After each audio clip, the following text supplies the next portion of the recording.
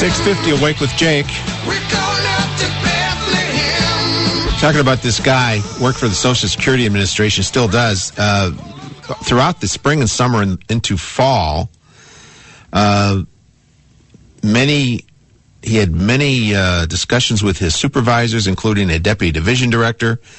They even had somebody logging in the number of times on different dates that he was passing gas. Reading from a letter here they put in his file, says the following dates show the time of your flatulence.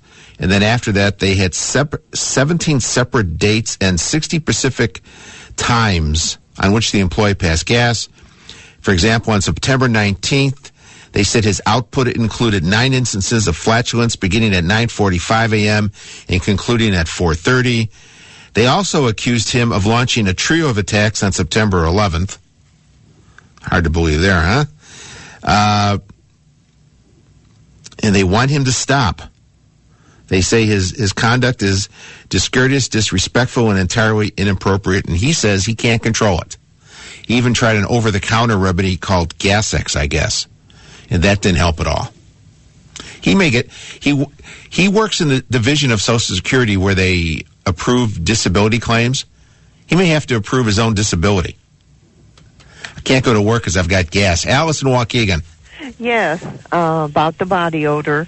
There was a column by Dr. Gott, who no longer, I think he retired, about 6 months ago, where he was listing all of the causes of body odor, and one of them was krill oil, that terribly expensive mail-order snake oil that they sell by long infomercials and so on. Well, this guy might be taking that. No, this is not body odor. This is flatulence. Body odor and flatulence all add up to the same awful result. No, there's a difference though. Oh, but he should be taking Beano. He should stop eating onions. He knows what he's eating that's causing this. He's probably, I don't even want to guess.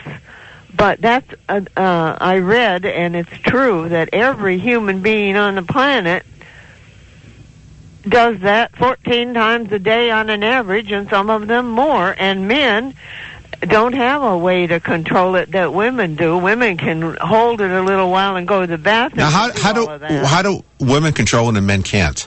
Because we have a cavity where the bloating of the air can be contained. My grandmother taught me when I was 3 years old to go to the bathroom and do a fart if you have to, and every woman on the planet does that mostly, although they've become almost as common and rude as the men who do it right out and laugh at themselves. It's not Alice? A funny joke. It never has been. Alice? What? Pull my finger. Yeah, right. Okay. Bye, Alice. Thank you. Bye. That call's going to the Museum of Broadcast Communication, isn't it? Donald in Lakeview. Good morning, Donald. Yeah, just before I go down for breakfast, Obama Day, is that just for this Monday or every December 24th from now on? He signed it for this Monday. I can't tell you, what is in store in the future, but just for this Monday. Oh, okay. Because we've got that for posterity. If you want it to be for posterity, it can be. After all, we voted on it. It was a mandate in November. Oh, absolutely. Well, I'm going downstairs and have breakfast. What are we having, Donald? I don't know. We probably have French toast and sausage and oatmeal and some cereal. And what are you running, a hotel? That sounds like a buffet breakfast. Home up here on Sheridan Road. Oh, so. That sounds like a lot. Well, have a good breakfast. Have a good breakfast. Thanks. And you see any women, ask them to pull your finger. Oh, okay. Bye-bye. Bye.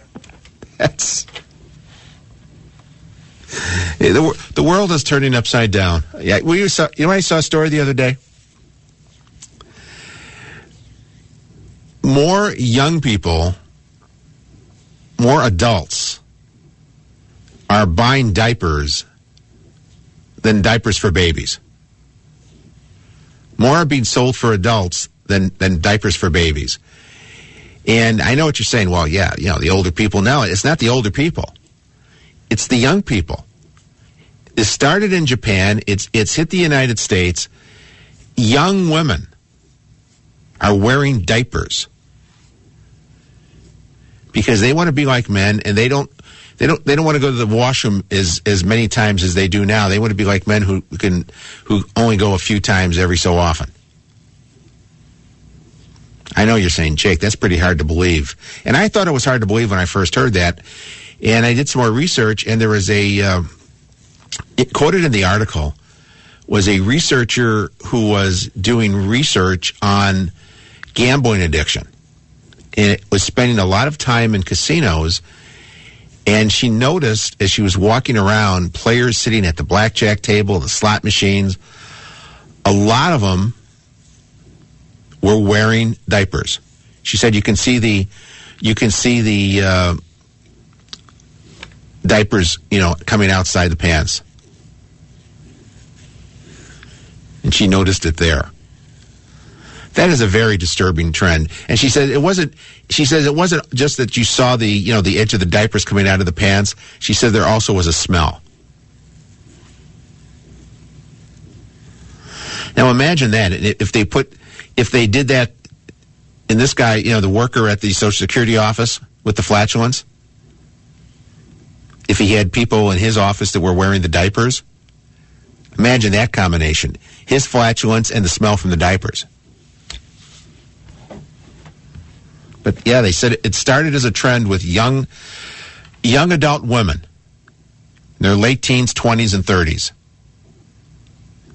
They feel this is one way, wearing diapers, they can make themselves equal with men. Although Allison Waukegan said, no, I'm not going to go into what Allison Waukegan said. I best not do that.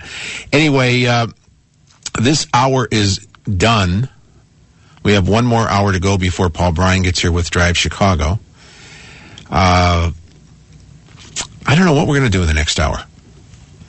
I know on Monday show 9 to 11 with John Cass, we have a couple interesting stories we're going to go over. One of them is there's a government report that says Japan's population is going to shrink by 1/3 in the year 2060, which is kind of shocking considering how short they already are now. But we're going to cover that and some other stuff on Monday at 9 o'clock. But more to come in the next hour right here on 89 WLS. 89 WLS.